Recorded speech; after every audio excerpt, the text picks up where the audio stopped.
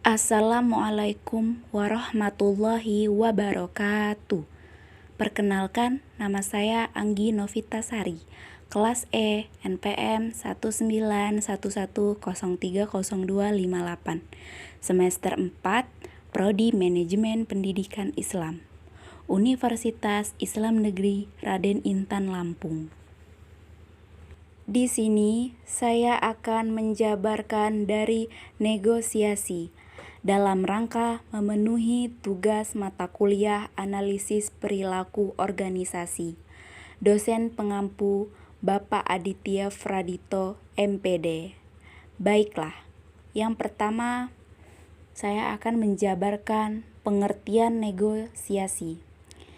Negosiasi adalah interaksi sosial antara satu orang dengan lainnya yang berfungsi untuk menetapkan keputusan di antara pihak-pihak yang mempunyai kepentingan berbeda.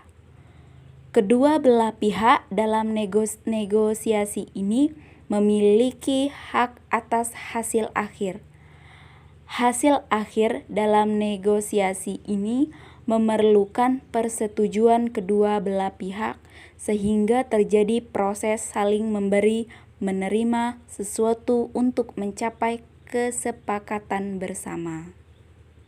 Selanjutnya, kaidah negosiasi, yaitu menggunakan bahasa yang santun, terdapat ungkapan persuasif, kesepakatan yang dihasilkan tidak merugikan dua belah pihak. Tawar-menawar berkaitan dengan harga, rencana, keinginan, kerjasama, program kerja, dan sebagainya. Selanjutnya, kesepakatan suatu permasalahan yang harus diselesaikan dan disetujui bersama walaupun hasilnya belum tentu tercapai.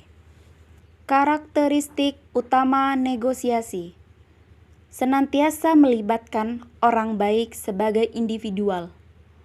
Selanjutnya, memiliki ancaman terjadinya atau di dalamnya mengandung konflik yang terjadi mulai dari awal sampai terjadi kesepakatan dalam akhir negosiasi. Menggunakan cara-cara pertukaran sesuatu baik berupa tawar-menawar maupun tukar-menukar. Hampir selalu berbentuk tatap muka yang menggunakan bahasa lisan, gerak tubuh, maupun ekspresi wajah. Negosiasi biasanya menyangkut hal-hal yang di masa depan atau sesuatu yang belum terjadi dan kita inginkan. Ujung dari negosiasi adalah adanya kesepakatan yang diambil oleh kedua belah pihak meskipun kesepakatan itu misalnya kedua belah pihak sepakat untuk tidak sepakat. Paradigma negosiasi: negosiasi menang kalah win-lose. Sudut pandang klasik yang memandang beraneka ragam sebagai situasi win-loss. Jika salah satu pihak menang, maka pihak lain akan kalah. Selanjutnya, disebut juga negosiasi zero sum atau negosiasi distributif. Asumsi sumber daya terbatas dan proses negosiasi untuk menentukan siapa yang akan mendapatkan sumber daya tersebut. Selanjutnya, negosiasi menang win-win.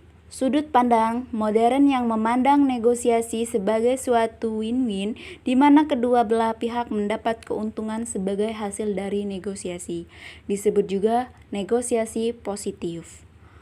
Strategi negosiasi integratif menetapkan tujuan yang lebih tinggi, memisahkan antara orang dan masalah, lebih difokuskan pada kepentingan bukan pada posisi, memunculkan pilihan-pilihan yang menguntungkan kedua belah pihak, menggunakan kriteria yang objektif.